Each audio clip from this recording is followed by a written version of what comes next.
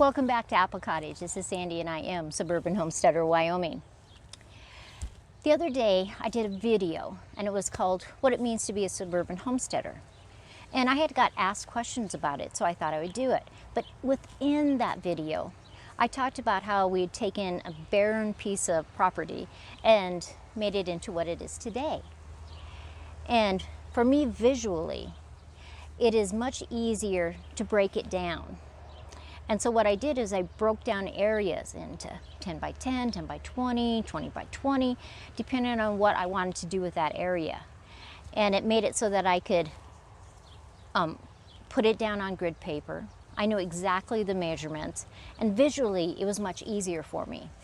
On paper, I could move plants around and imagine what it would look like as they grew 1 year, 5 years, 10 years. So my subscriber asked if I would do that, start to finish, in an area in my yard.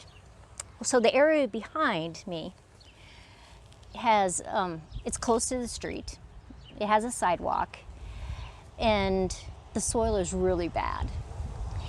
It gets probably less water than any other place in my yard, and it gets beat by the sun all day, every day.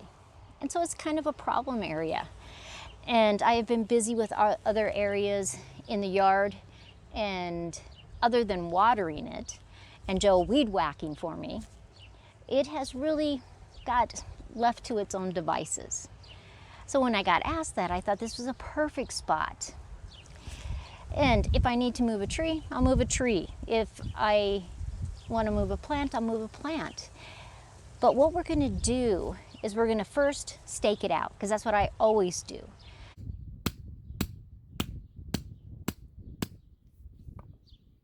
Because if I have parameters, if I have measurements, it's just so much easier for me to plan out my plants, my trees, my shrubs, my herbs, anything I want to put in there. Now, this area is actually pretty interesting. It has some aspens, it has some apple trees, but it has 3 really large rocks, which I just find interesting.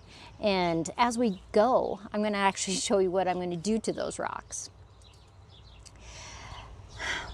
I'm also going to use cardboard. I once heard a gardener say it was like brown gold. And that's really what it is. Because you can literally change a soil, change a property using cardboard. In this area, the grass comes up, but it also has thistles and weeds, and I just want to really control that area more. So we're going to use cardboard. You can scrounge cardboard from all different kinds of places. But for me, honestly, I must be too lazy for that. Because I go to Walmart and buy their largest boxes for $1.48 for a great big box. Because I don't want to have to go ask people for cardboard boxes. Choices. You know me and choices. So let's stake out the property, the area. I think it is going to end up being about 15 by 15, maybe 20 by 15. We'll see, because we'll measure it. Then we'll go and draw it on paper and put in the existing trees and shrubs and the rocks so that we can really see what we're working with. Over the next few days, I'm going to have a video each day, and we are just going to do the progression. So after about 4 or 5 days, it will be completely done. And it can show you how you can take your space, make a room. What do you want in that room? And it can be really an easy way to design your property. It's all staked out, just a string line. So this is 22 feet here. And then as we go down this way, it's 20 feet 6 inches. Here's the area that we have. The big rocks, Liberty apple tree, a little tiny apple tree from seed, another Liberty, a Columer, an apple tree, and then we have some aspens up here. Some of them need trimmed, and a lot of poor soil. We do have some roses that didn't really overwinter well, but they have a little bit, so I'm going to dig those up and move them. There's a couple lilacs, and my poor perennials are just mixed in with roses and grass, weeds, so that is a big job.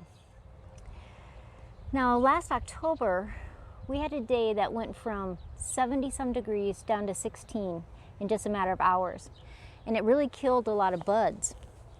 And so all over town there are trees that are just broken. So we're going to trim them up. But see how it's trying to send another branch out? So it'll be okay. We'll trim those good, and they'll easily survive. Those aspens are okay, except for on the back side. The oldest aspen didn't return, so we're going to have to cut that down. But now, since we have our measurements, and I can measure from a string line over to the tree, over to the fence, so I have exactly the right measurement, we can fix this area. And over the next 3 or 4 days, maybe 5 days, depends on the temperature and rain and things like that, we are going to change this area into a really wonderful, workable space. Here is the garden room area drawn out. So we're going to start at the sidewalk. Across here is 20.5 feet. Over on this side it angles somewhat, and it's going to be 22 feet. The fence is along the back, and this side is 21 feet because it's very straight.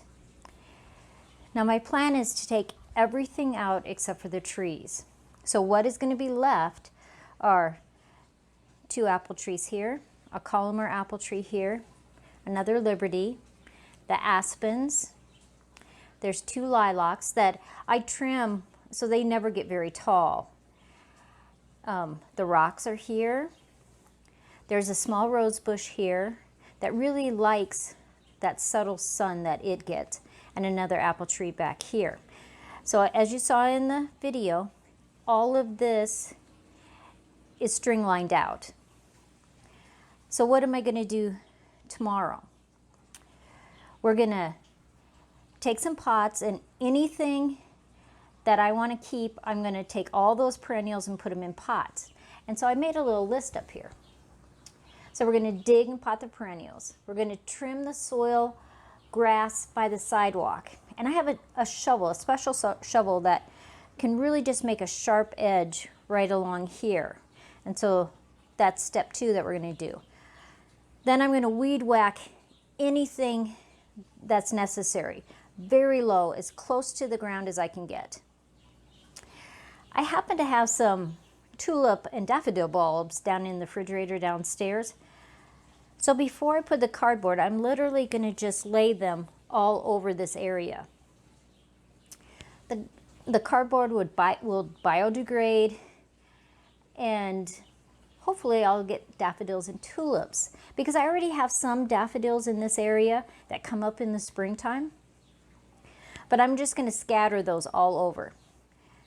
Then we're going to lay the cardboard down, soak it very well, add the soil, and add the plants. So that's what we'll be doing over the next few days.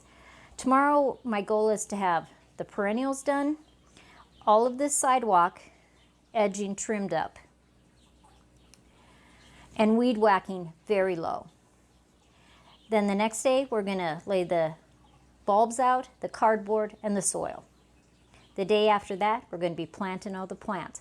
And I'll be able to use some of the plants that we dig up, because there's some perennials up in here. There's some irises along here that we can dig up. And that way everything is up on top. There's no grass, there's no weeds, and it's a good plan, I think. Let's look at our space one more time. We have the string line out all the way around. So tomorrow I will be pulling up all of these irises. We'll be cutting down any of the grasses. I'll pull up all the irises up there, all the other perennials. And so what we will have left is just the trees. And when we add the cardboard and all the soil with the compost, it will really help this soil because it has just been so hard to deal with.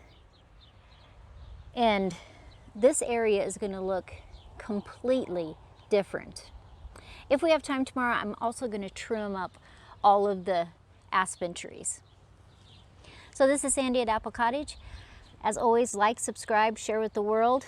And tomorrow we will have part 2 of this transformation into a garden room.